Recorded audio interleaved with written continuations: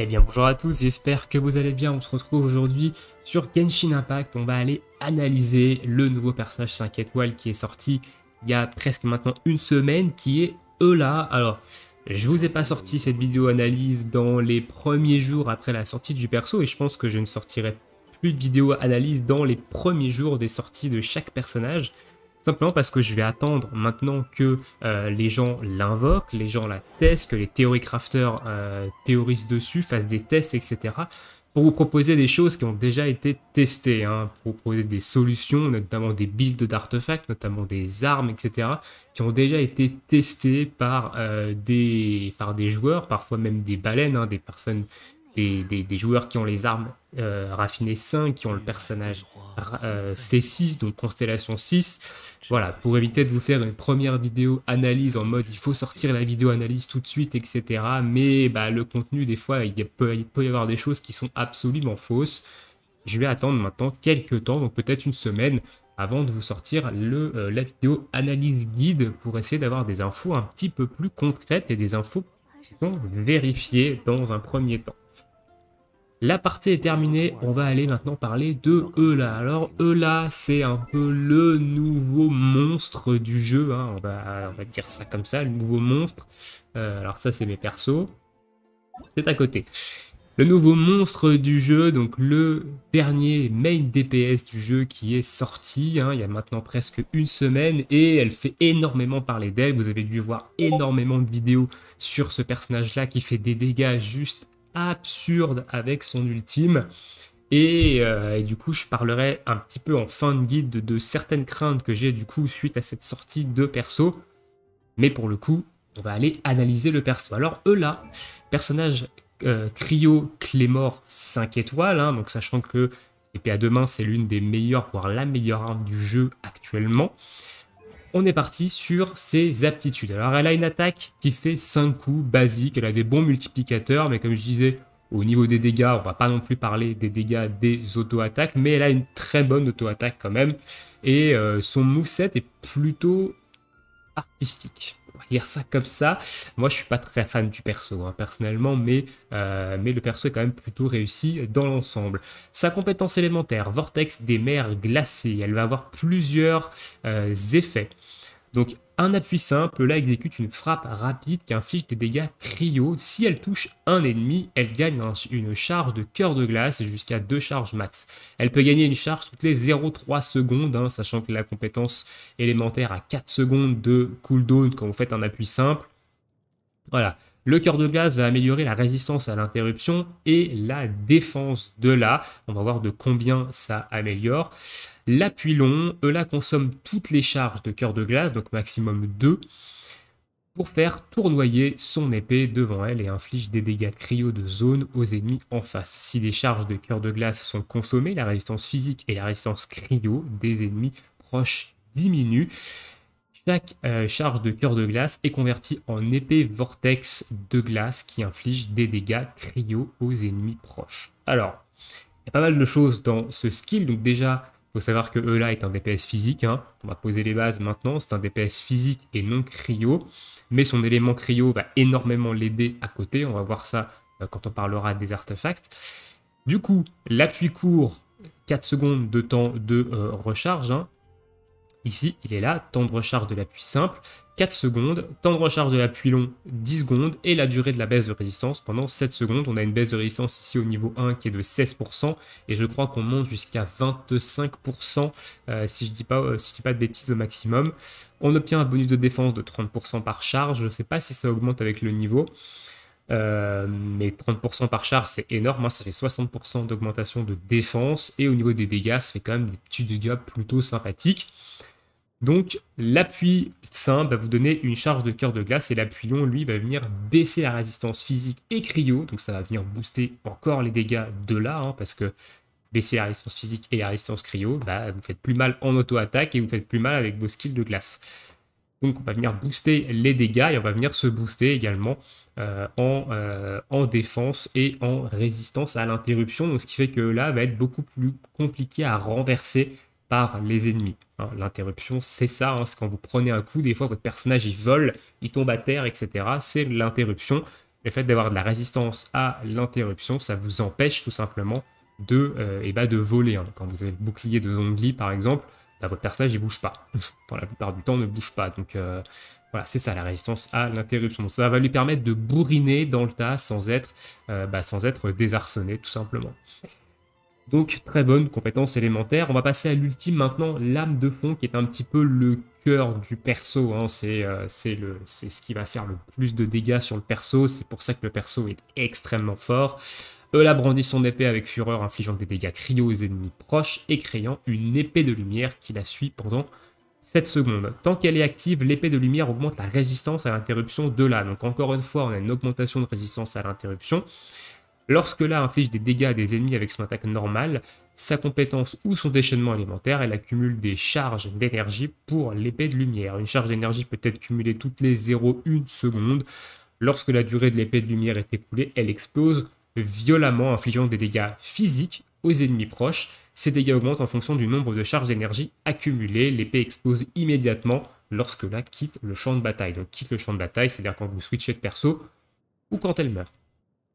Au niveau des détails, on a du coup une compétence de base au niveau 1 qui fait 246% de dégâts, ça c'est les dégâts cryo.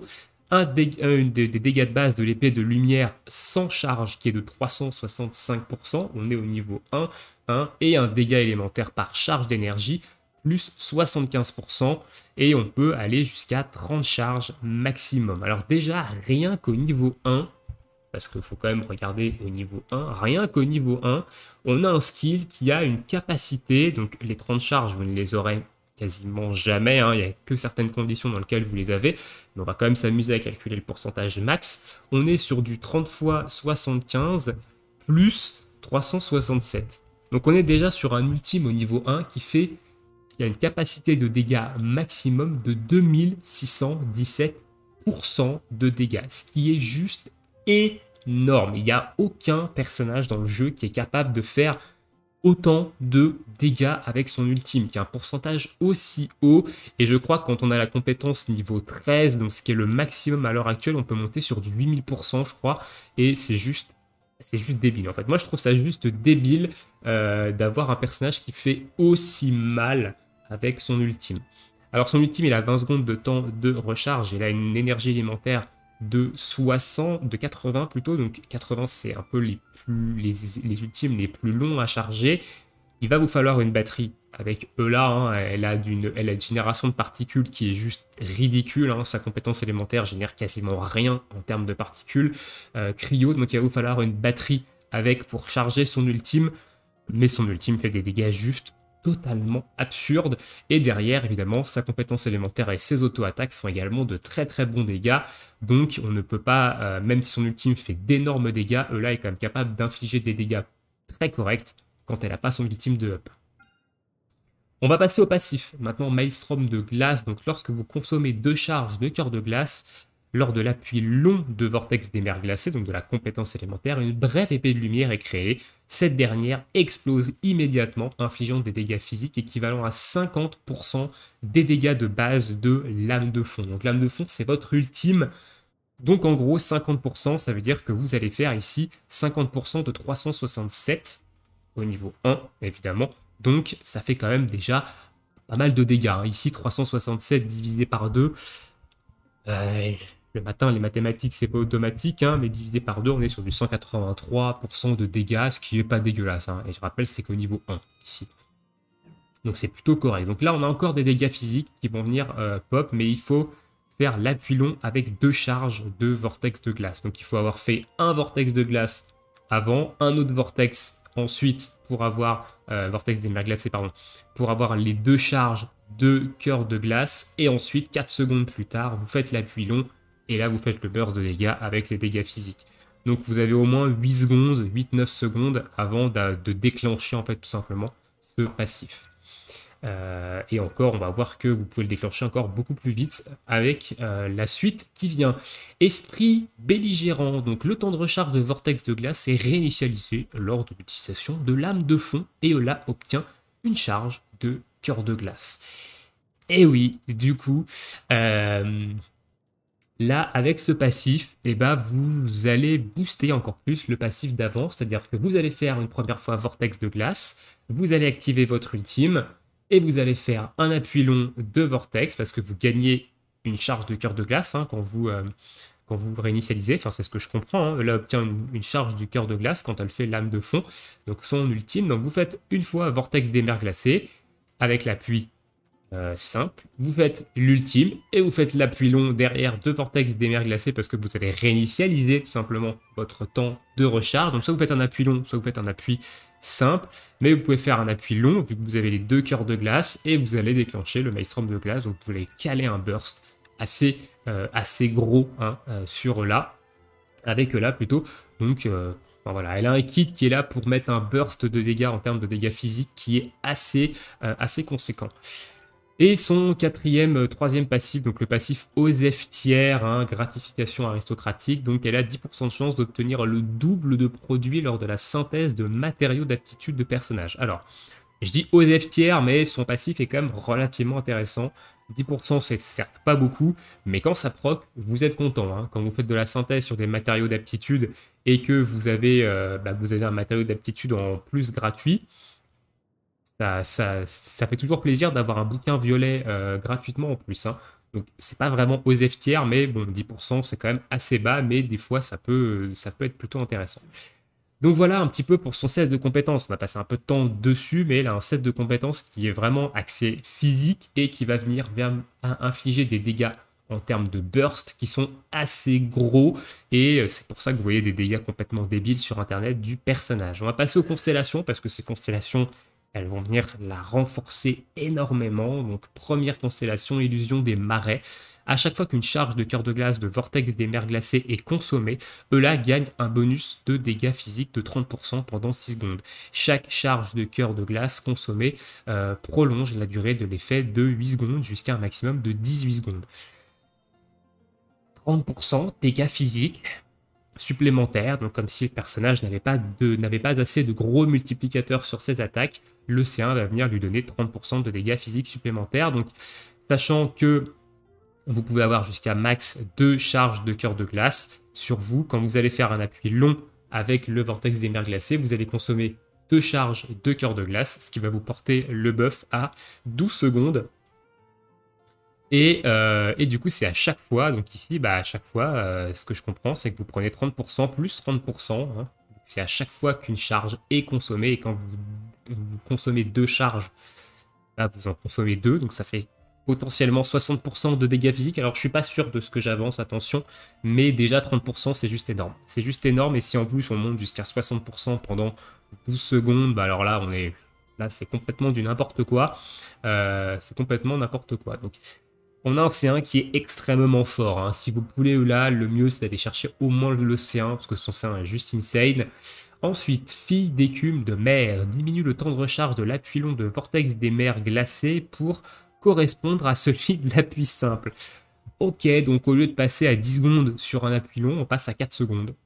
Voilà. C'est complètement pété, hein. C'est complètement OP. Ok, donc un C2 extrêmement fort également ici qui va apporter encore plus de burst au personnage.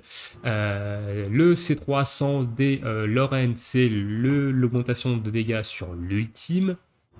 Le C4, émergence de la plèbe, augmente de 25% les dégâts infligés par l'épée de lumière aux ennemis ayant moins de 50% de PV. Bon.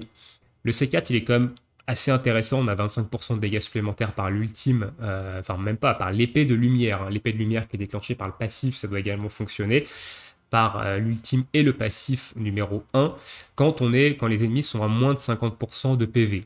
En général, vous les avez one-shot avant, mais ok, un petit 25% de dégâts. Bon, elle n'avait pas assez d'augmentation de dégâts comme ça, il fallait lui en mettre un en plus au C4. Honneur de la chevalerie, donc le C5 qui va augmenter le niveau de la compétence élémentaire, et obligation aristocratique, le C6, confère immédiatement 5 charges de l'épée de lumière créée par lame de fond. Donc dès que vous claquez votre ultime, vous avez déjà 5 charges.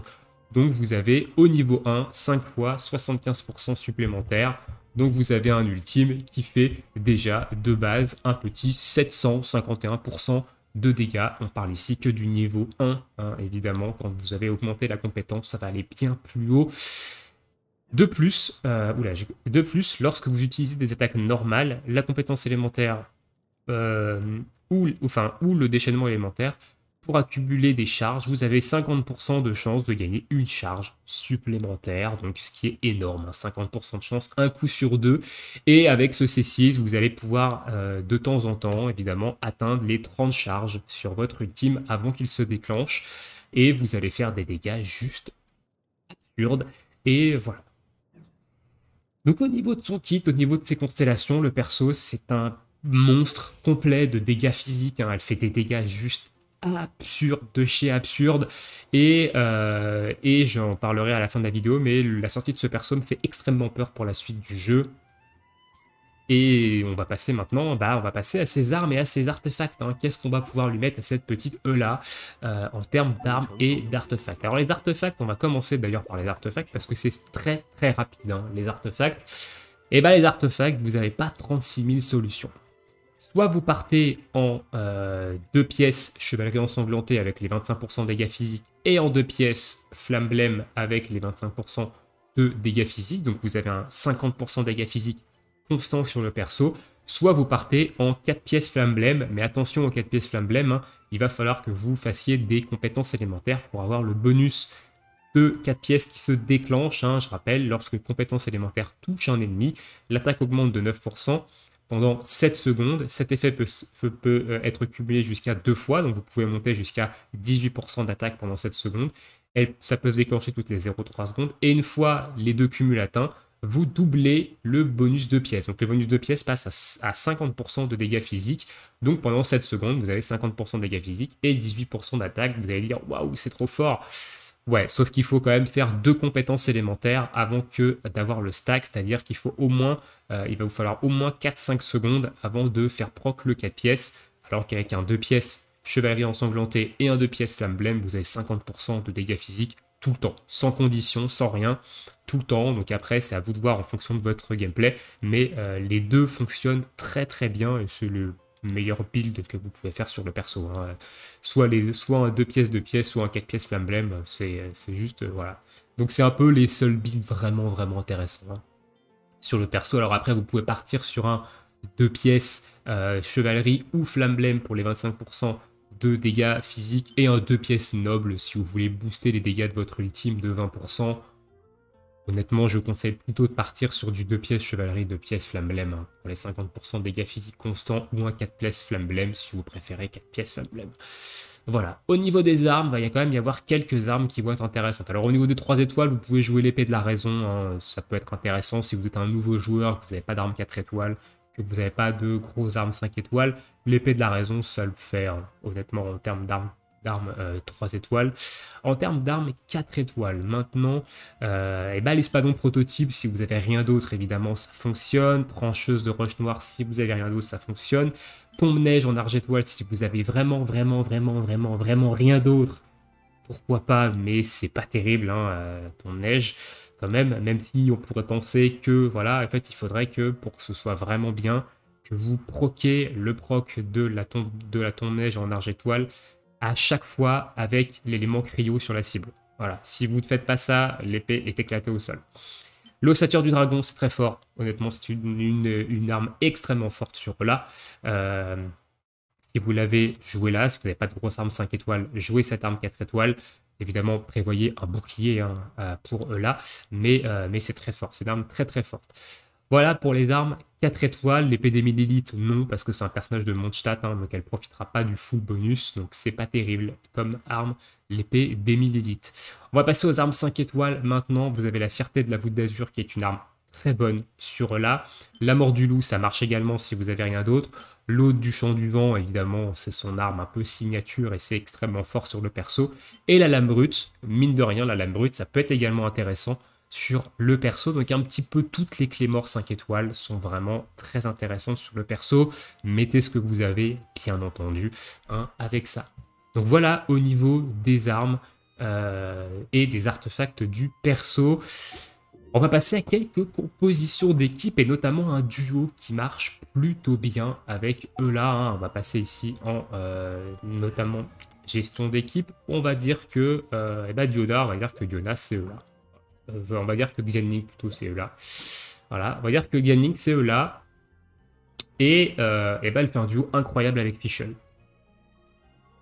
Les deux, Eula et Fischl, ça fait un duo incroyable. Pourquoi? Parce que là est un DPS physique. Cryo, elle va avoir besoin d'un électro pour déclencher supraconduction. Je rappelle que supraconduction diminue la résistance physique des ennemis, donc ça va venir booster vos dégâts physiques avec là.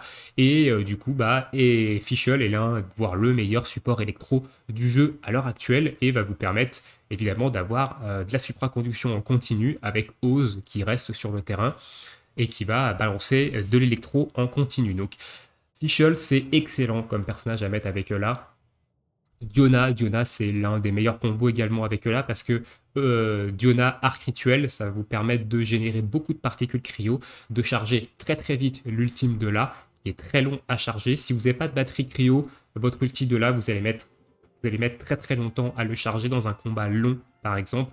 Donc il vous faut une batterie cryo pour vraiment charger votre ultime très très rapidement. Et Diona à l'heure actuelle est la meilleure batterie cryo qui peut vous permettre ça. Ganyu doit fonctionner également, mais une Diona en arc rituel c'est beaucoup plus efficace. Et après, vous pouvez mettre un Zhongli, hein. Évidemment un Zhongli avec son bouclier qui va venir baisser les résistances, vous augmentant encore plus vos dégâts avec là. Donc voilà, vous pouvez partir sur une team comme ça, hein. Ici vous avez une team quasiment God tier pour Eula, la batterie cryo, la supraconduction, le bouclier, avec évidemment encore plus de baisse de résistance des ennemis. Que demander de plus? Maintenant, avec Eula, vous allez pouvoir également mettre Xingqiu, qui est un support très très fort, hein, même si vous ne faites pas de réaction avec. Son ultime fait quand même pas mal de dégâts. Bennett, évidemment, Bennett, hein, vous pouvez très bien mettre Bennett, hein, boost d'attaque, tout ça, tout ça. Albedo, peut-être également intéressant, hein. Vous mettez un Albedo, ça peut vous faire des petits dégâts supplémentaires. Et si vous mettez un Albedo en 1000 élites, par exemple, et vous pouvez avoir un 20% d'attaque en plus grâce à lui. Donc ça peut être intéressant. Et après, vous avez Beidou, hein, Beidou également, qui est excellent en support électro pour Eula, hein, qui va pouvoir faire des dégâts monstrueux aussi. Qui est vraiment très très fort. Xingnan aussi, très très bon duo avec Eula, parce que Xingnan va venir évidemment booster les attaques physiques et va venir baisser la résistance physique des ennemis avec son bouclier. Donc c'est également un très bon duo. Il y a beaucoup de bons duos avec Eula, hein. Honnêtement, Eula Fischl, Eula Xingnan, Eula Beidou, ça marche très très bien. Enfin, tout ça, donc après à vous de voir en fonction des personnages que vous avez montés, des personnages que vous préférez jouer, etc. Mais il y a des choses vraiment sympas à faire avec Eula, qui est cool. Et bien écoutez, voilà, j'ai fait à peu près le tour, hein, de ce que je voulais vous dire sur Eula, le petite analyse, le petit guide, etc. Maintenant, on va peut-être petit aparté, donc si jamais ça vous intéresse pas, vous pouvez évidemment arrêter la vidéo ici. Je vous mettrai des timecodes dans la description comme à chaque fois. Et, enfin quand j'y pense. Et moi, il y a un truc qui me fait très peur. Il y a un truc qui me fait extrêmement peur pour la suite du jeu, avec cette sortie de Eula. Parce que là, on est sur un DPS physique. Donc on est sur un DPS brut qui n'a pas besoin de réaction élémentaire pour booster ses dégâts. Et on voit des ultimes qui partent à 4, 8, même 10 millions maintenant sur Internet. On voit des ultimes à 10 millions dans des circonstances très particulière, bien entendu, mais on voit quand même des Eula qui lâchent des 1 million en ultime, comme ça, easy peasy, sans avoir besoin de réaction élémentaire. Et il n'y a aucun contenu, en fait, qui nécessite d'avoir des persos qui font aussi mal. Voilà, le problème, c'est qu'ils sortent des persos comme Eula qui sont complètement OP, hein, faut le dire, qui font des dégâts juste absurdes, et ici on n'est que sur des dégâts physiques. On ne parle pas de dégâts multipliés par 2 avec de la fonte ou avec de l'évaporation. Et le perso, il roule absolument sur le contenu, et le contenu n'est pas du tout adapté à des personnages aussi forts. Et ça me fait peur pour la suite parce que j'ai pas l'impression qu'ils aient l'intention d'adapter le contenu pour des personnages aussi puissants, mais qu'ils vont continuer de sortir des personnages toujours plus puissants. Et bah j'ai peur du prochain main DPS élémentaire, hein, honnêtement, j'ai peur du prochain main DPS Pyro par exemple, qui avec la fonte va faire quoi? Va taper du 20 millions? Ça va être ça le but, ça va être on va prendre un ultime à 20 millions, ça va one-shot l'intégralité de la map. Enfin, je vois pas l'intérêt en fait, et ça me fait extrêmement peur pour la suite du jeu. Alors, ça va pas me faire arrêter le jeu, mais je trouve ça extrêmement dommage de sortir des persos extrêmement forts et de pas sortir de contenu qui soit adapté à des persos aussi puissants. Voilà, aujourd'hui, même les abysses dernier étage, vous allez sur internet, vous voyez des vidéos où elle one-shot des abysses 12-3 en 5 secondes. Voilà, donc on a un power creep qui est réel et ici on parle que de dégâts physiques, hein, donc sans réaction élémentaire. Donc les prochains main DPS hydro ou pyro qui ont des réactions de type fonte évaporation qui font dégâts x2, bah ça va être quoi? Ça va être du 15-20 millions de dégâts peut-être, et ça va être totalement absurde. Et voilà, c'est quelque chose qui me fait peur. J'espère qu'ils vont sortir du contenu un petit peu plus adapté à des personnages qui font masse dégâts, hein. Pas forcément du contenu pay to win, hein, mais du contenu avec une certaine difficulté et qui soit un petit peu plus facilité avec des gros persos comme ça, mais qui soit viable, qui soit faisable avec d'autres persos. Mais voilà, parce qu'à l'heure actuelle, en fait, ils sortent des persos toujours plus forts, hein. On a eu Utao qui faisait des dégâts déjà absurdes, qui a repoussé les limites de dégâts assez loin, et maintenant on a du coup Eula qui a encore plus repoussé les limites de dégâts, et cette fois-ci juste en physique. Donc ça serait bien qu'ils sortent du contenu adapté avec ces persos et pas juste des persos qui one-shot la carte avec un ultime, quoi. Voilà. Voilà un petit peu pour mes craintes, je vais pas m'éterniser dessus, la vidéo est déjà assez longue comme ça.